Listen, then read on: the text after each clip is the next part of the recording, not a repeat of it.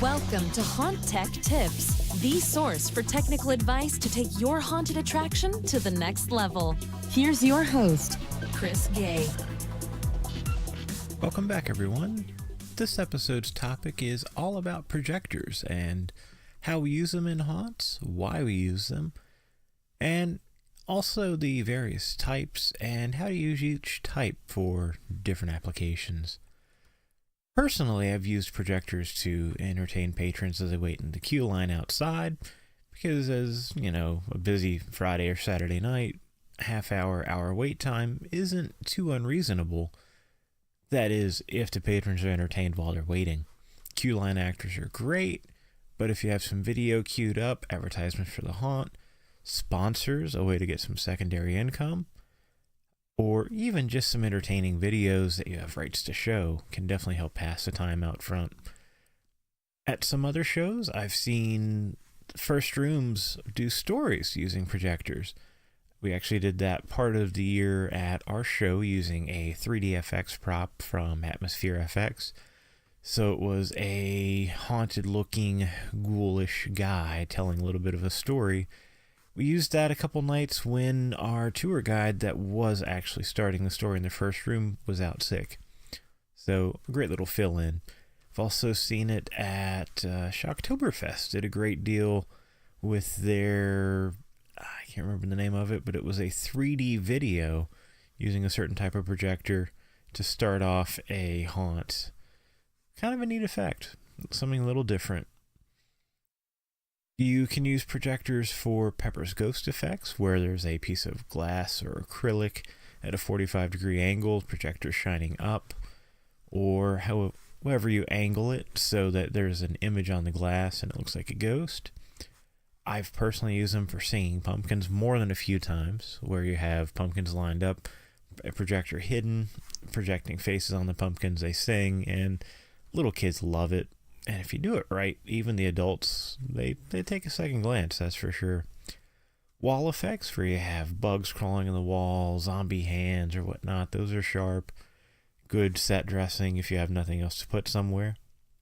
Window effects, decorating from the inside out, so someone outside the house sees video being projected in the window, it looks like something's going on inside. That works for Christmas time as well. Easy way to repurpose your digital decorations. Floating ghosts, using the right type of material suspended in the air. That's a neat effect, can make it look like ghosts are coming right out of the ground in a cemetery. And some haunts do a movie scene where they're showing part of a movie projected. Typically the actor, or not a character from the movie, will come out from a screen. That's an interesting scare. It's been done.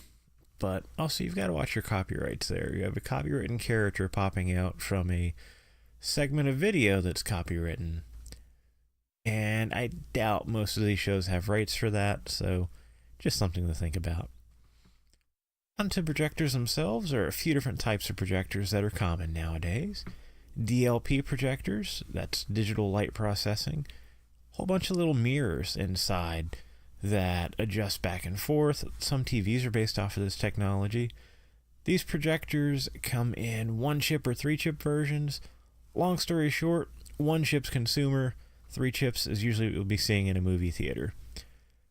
They give you a nice sharp image, and they can be very bright, which if you have a large screen like a movie theater, that's important. They also do up to 4K, probably even higher now. This is just the data I've found.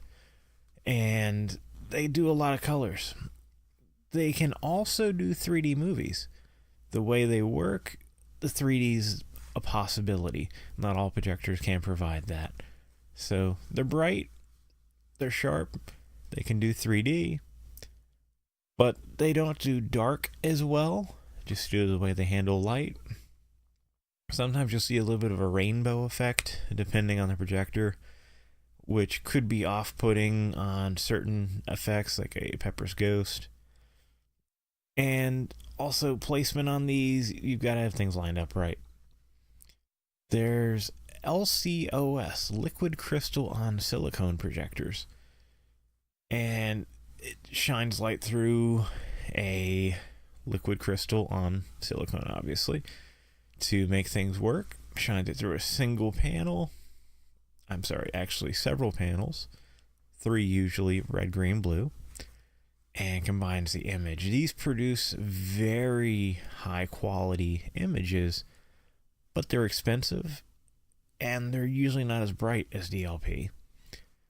This probably is not a projector you'll be using in a haunt unless you have a dedicated theater room, but not many of us have that. Something to look into if you're looking that way. But they're expensive, they can blur, they're not great for 3D, but if you want that high quality image, it might be a thought. LCD, liquid crystal display projectors. That's your general consumer, small office. It's not the brightest projector, but it's brighter than that LCOS projector we're talking about. It's not the best image, but it's also a median price point projector that will still give you a good image.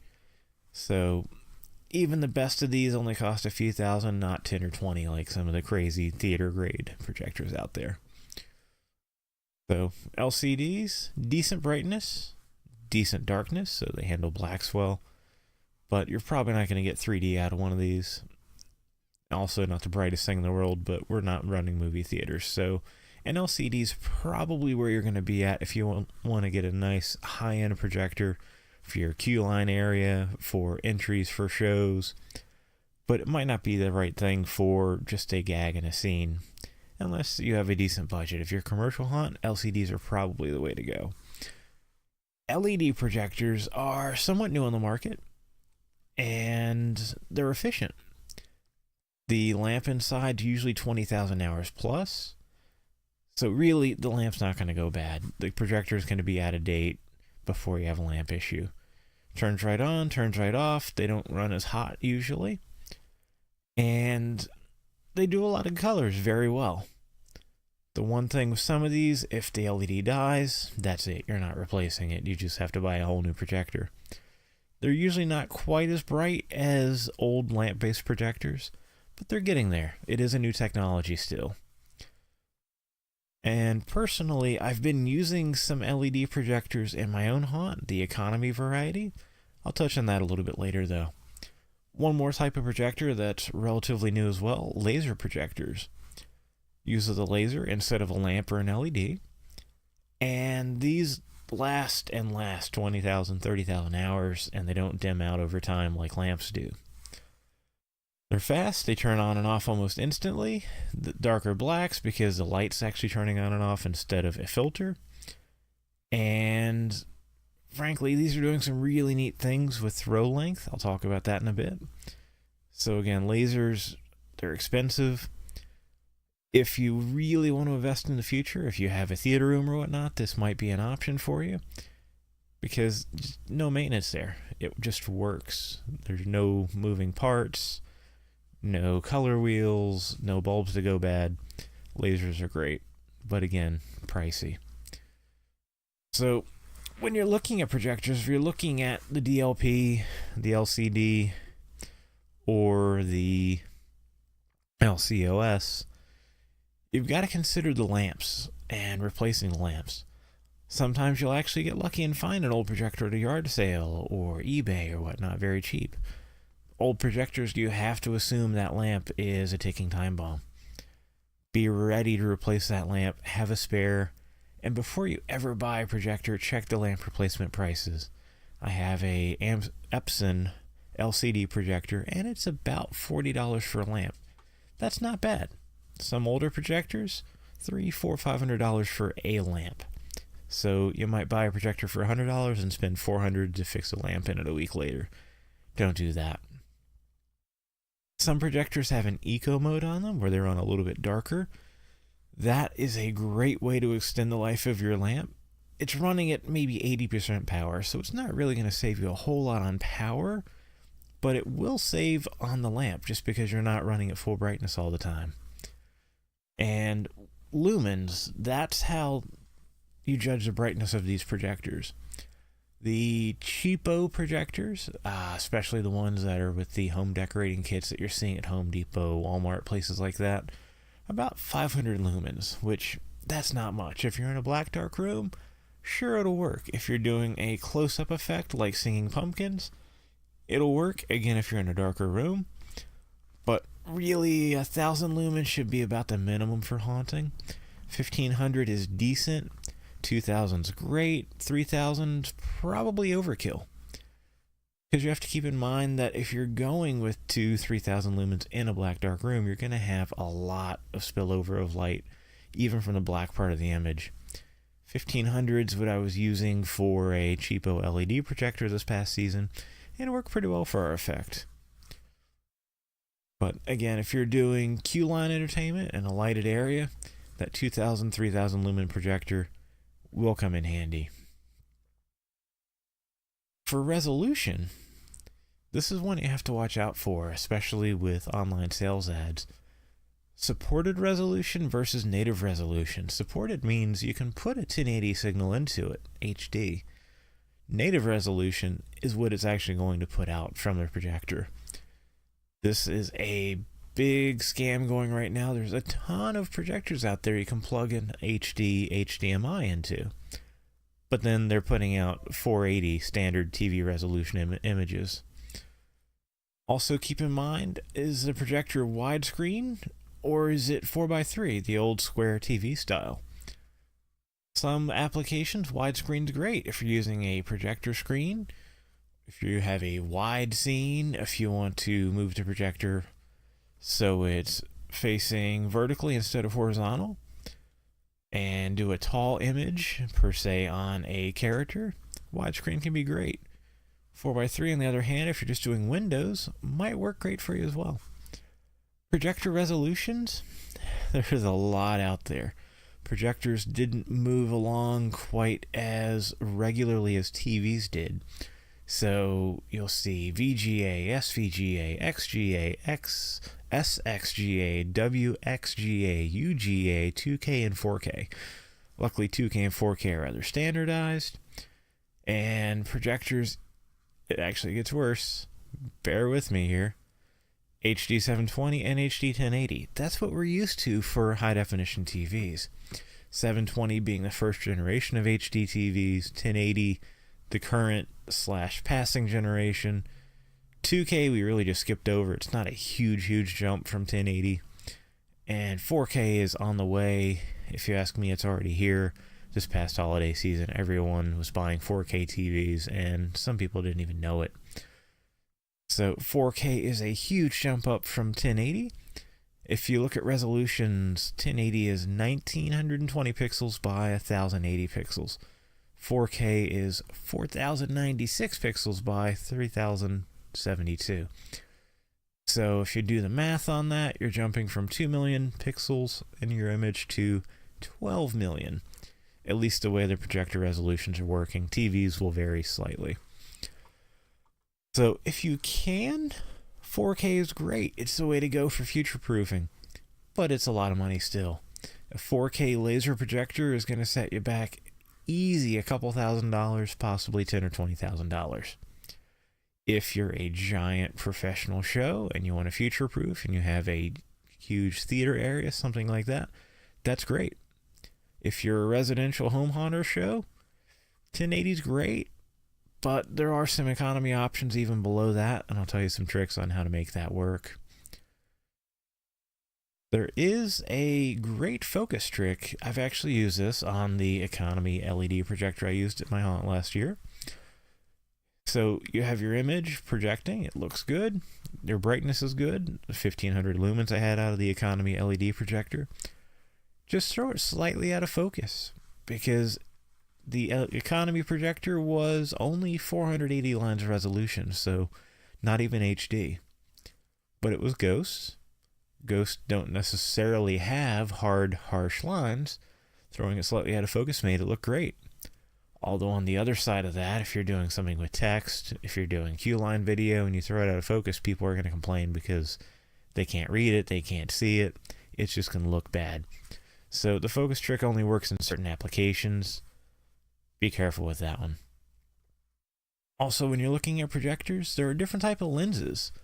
Fixed lenses, zoom lenses. I would never buy a fixed lens projector again, just because placing it is a pain. It has to be an exact distance from your screen for it to work right. Versus a zoom lens, you have some flexibility. Hopefully it's zoom and focus. There are some out there that just zoom and not focus, so it's kind of misleading a little bit, but if you can zoom in and out somewhat, it gives you a lot more flexibility in where you're going to place your projector. There's also short throw lenses out there now. Some of the laser projectors, you can literally sit against a wall and shine the image right up on a wall directly above the projector. However, if you're projecting on a surface that's not a hard, firm surface, per se it's a sheet, or per se it's something lumpy, if you're that close and projecting straight up, any disturbance in the surface is going to cause some huge distortions. So keep that one in mind. You can do some very neat effects with this. Even myself, the first time I saw one of these projectors, I was looking around for where the projector was hanging behind my head. I had no idea it was the one sitting against the wall. The standard lenses, those are the ones you've got to have some distance between your projector and the screen. The further away from a screen you get, the larger the image will get.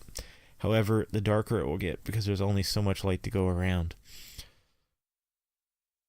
Beyond that, inputs.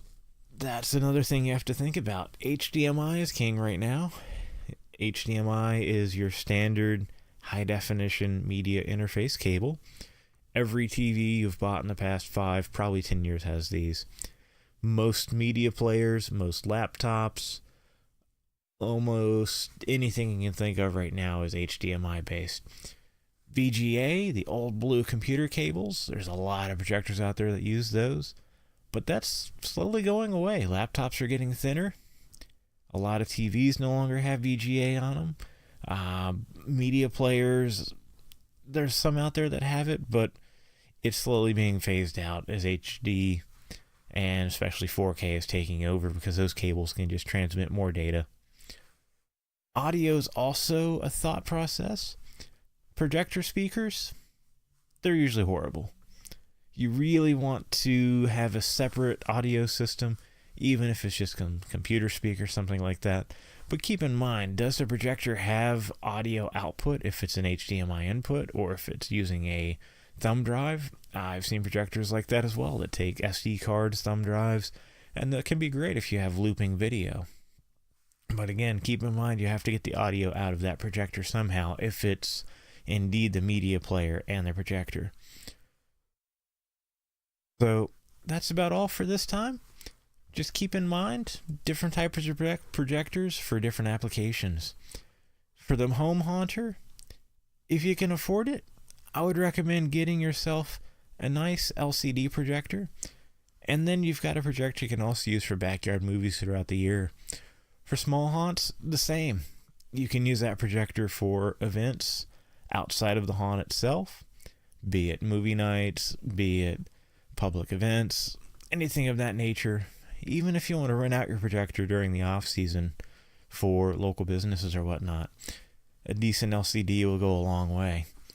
But small economy LED projectors like the ones you'll find on Amazon, and there's one quoted in the show notes, they can do small things like Singing Pumpkins, Ghost in a Cemetery. But keep in mind, your resolution is going to be limited unless you start to spend some real money. So, hope this helped. And check the show notes for a couple links for a few different projectors that I've worked with. Also, don't forget to check out, like, and share our Facebook page, where we'll be giving away an iTunes gift card once we hit 100 fans. See you next time.